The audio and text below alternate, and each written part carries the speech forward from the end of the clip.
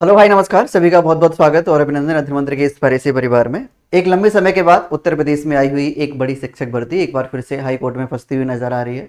जैसे कि आप सबको पता ही है, जब से इसका एडवर्टाइजमेंट आया है 28 जुलाई से 28 अगस्त के बीच इसके फॉर्म भरे गए थे। और जब से ये एडवर्टाइजमेंट रिलीज किया गया था तब से इसको लेकर मामला हाई कोर्ट में पहुंच चुका था। हाई कोर्ट में 21 अगस्त को सुनवाई इसमें होनी थी, लेकिन फिर सुनवाई टाल दी गई। चल ही रहा है प्रोसेस, जो भी है, जो प्रोसेस होता है जुडिशरी वाला, वो सिस्टम चल रहा है।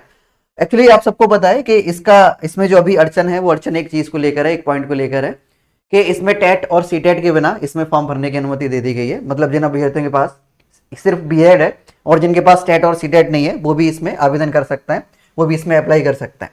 तो इसी को लेकर मामला ये हाई कोर्ट में पहुंचा और हाई कोर्ट ने कल ये आयोग से जवाब तलब किया है कि केवीएस में तो सीटेट एलिजिबल होता है, लेकिन फिर आपने एलटी ग्रेड में बिना सीटेट या टीचिंग एलिजिबिलिटी एग्जाम के आपने फॉर्म क्यों भरने दिए? मतलब आप बिना टीचिंग एलिजिबिलिटी एग्जाम की ये भर्ती क्यों करा रहे हो?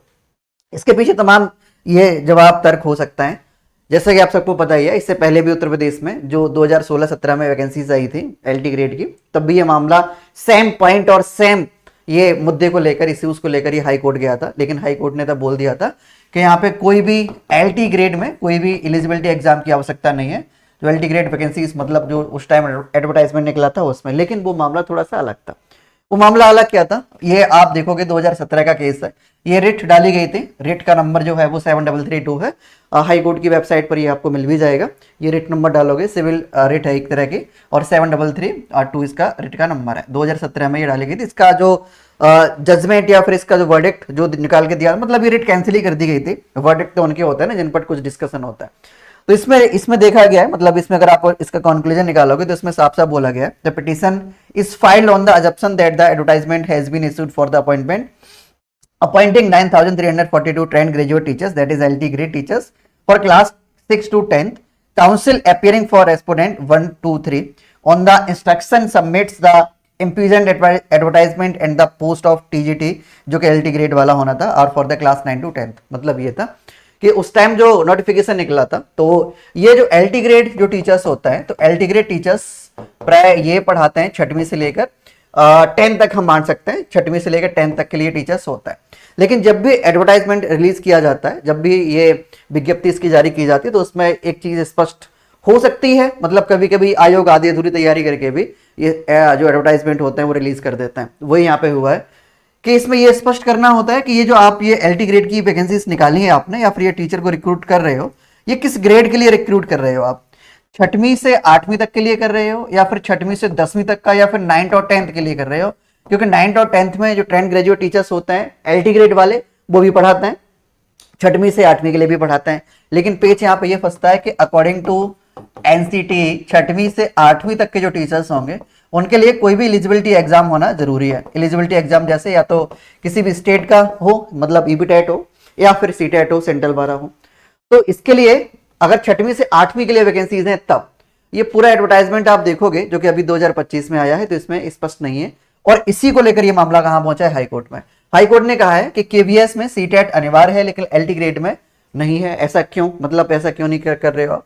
इसकी पूरी खबर देखते हैं क्या है इस खबर में। राष्ट्रीय अध्यापक पात्रता शिक्षा परिषद, राष्ट्रीय अध्यापक शिक्षा परिषद, सॉरी एनसीटी की बात हो गई है यहाँ पे, कि गाइडलाइन के अनुसार सहायक अध्यापक भर्ती के लिए शिक्षक पात्रता परीक्षा नहीं टीईटी अनिवार्य होने के बावजूद उत्तर प्रदेश के राजकीय माध्यमिक विद्यालय में एलटी ग्रेड जो कि सहायक अध्यापक भर्ती में टीईटी छूट देने को लेकर विवाद बढ़ता जा रहा है। इस मामले में अभ्यर्थियों की ओर से दायर याचिकाओं पर सुनवाई के बाद हाईकोर्ट के माध्यमिक शिक्षा विभाग के अफसरों से सवाल किया गया है कि एलटी ग्रेड से केवल कक्षा 9 और 10 के बच्चों को पढ़वाएंगे या फिर ये शिक्षक कक्षा 6 से 8वीं तक भी पढ़ाएंगे। देखो ये मामला बहुत सिंपल सा है, जो 2016-17 में हुआ था वही इसमें भी होना है। ये भी बहुत ज्यादा मामला बहुत ज्यादा नहीं बढ़ेगा, ठीक है? तो डिमोटिवेट होने की आवश्यकता नहीं है। हाईकोर्ट ने सिंपल सा पूछा है आयोग से, आयोग के अफसरों से, कि आपने ये जो वैकेंसीज निकाली हैं 7,500 पदों के आसपास, आप बस इतना बता दो कि आप इन टीचर्स को किस ग्रेड में पढ़वाओगे? 6वीं से 8वीं तक के लिए रिक्रूट कर रहे हो, या 6वीं से 10वीं तक के लिए पूरा रिक्रूट कर रहे हो, या 9वीं 10वीं के लिए रिक्रूट कर रहे हो? अगर आयोग बोल देता है कि हम ये 9वीं 10वीं के लिए रिक्रूट कर रहे हैं, तो यहाँ पे कोई भी टेट यानी टीचिंग एलिजिबिलिटी टेस्ट की जरूरत नहीं पड़ेगी, ना सीटेट की ना यूबीटेट की। लेकिन अगर आयोग बोलता है कि हम ये 6वीं से 10वीं तक के लिए पूरा कर रहे हैं, या 6वीं से 8वीं तक के लिए रिक्रूट कर रहे हैं, तो जाहिर तौर पर यहाँ पे टीचिंग एलिजिबिलिटी टेस्ट की आवश्यकता यहाँ पे होगी ही होगी। ठीक है, देखना है अब आगे के आयोग क्या इस पर स्पष्टीकरण देता है, क्या बताता है आयोग, तो आगे आने वाले दिनों में देखने को मिलेगा। बस बात इतनी सी है कि बहुत मामला पेचीदा नहीं है, मामला हाईकोर्ट में जरूर पहुंचा है, लेकिन ऐसा नहीं है कि कुछ फंसने वाला मामला हो, बहुत आसानी से निकला जा सकता है। बस आयोग को एक बात बतानी, मतलब आयोग को स्पष्ट करना है कि ये टीचर्स जो हम रिक्रूट कर रहे हैं वो किस लेवल के। लेकिन हाँ, अगर वो बोलते हैं कि हम 6वीं से 8वीं के लिए रिक्रूट कर रहे हैं तो मामला थोड़ा सा फंसेगा भी। क्या हो सकता है फिर से इन्हें फॉर्म ओपन करने पड़ जाए कि फिर से, क्योंकि भाई जिनके पास टेट सी टेट है पहले से, उन्होंने आवेदन मतलब नहीं किया है ना, तो वो आगे आने वाले दिनों में देखने को मिलेगा। जो होगा वो आगे स्पष्ट होगा, वो आगे देखते हैं। ठीक है, आप तैयारी करते रहो, पढ़ाई, क्योंकि एग्जाम जो है वो तो होना ही है इस छोटे मोटे मुद्दे से। और उत्तर प्रदेश में ये तो किसी भी भर्ती का ये तो दूसरा चरण होता है, पहले फॉर्म भरे जाता है और उसका जो दूसरा चरण होता है परीक्षा से पहले वो भर्ती जाती है कोर्ट में, तो वो दूसरे चरण को फॉलो करते हुए ये भर्ती कोर्ट में पहुंची है। तो पढ़ाई अपनी करते रहो, भर्ती तो नहीं रुकेंगी है ना, थोड़ा डिले जरूर होगा पर भर्ती नहीं रुकेगी। आप सबकी तैयारी के लिए ये LT ग्रेड की बुक, त्रिनेत्र तरह की बुक है ये, इसमें 3 एग्जाम्स कवर किए जा रहे हैं, LT ग्रेड, GIC और BEO, जो कि तीनों ही एग्जाम्स आपको बहुत जल्दी देखने को मिलेंगे। LT ग्रेड की वैकेंसीज आ चुकी हैं, GIC प्रवक्ता की भी आ चुकी हैं, ठीक है, लेकिन BEO की जो वैकेंसीज हैं बहुत जल्दी आ जाएंगी। मामला एकदम जोर शोर पर है इसको लेकर भी, और जो भी इसकी योग्यता या फिर सब चीज़ों को लेकर डिस्प्यूट थे वो सब खत्म कर दिए गए, तो BEO की भर्ती भी बहुत जल्दी देखने को मिलेगी। ये सामान्य अध्ययन की किताब है, आप इसमें महत्वपूर्ण नोट्स 2018 का जो पेपर है वो भी एक्सप्लेनेशन के साथ आपको इसमें देखने को मिलेगा, और जो भी अपडेटेड सिलेबस है उसके अनुसार सारी चीज़ें या पूरा कंटेंट इसमें मेंशन किया गया।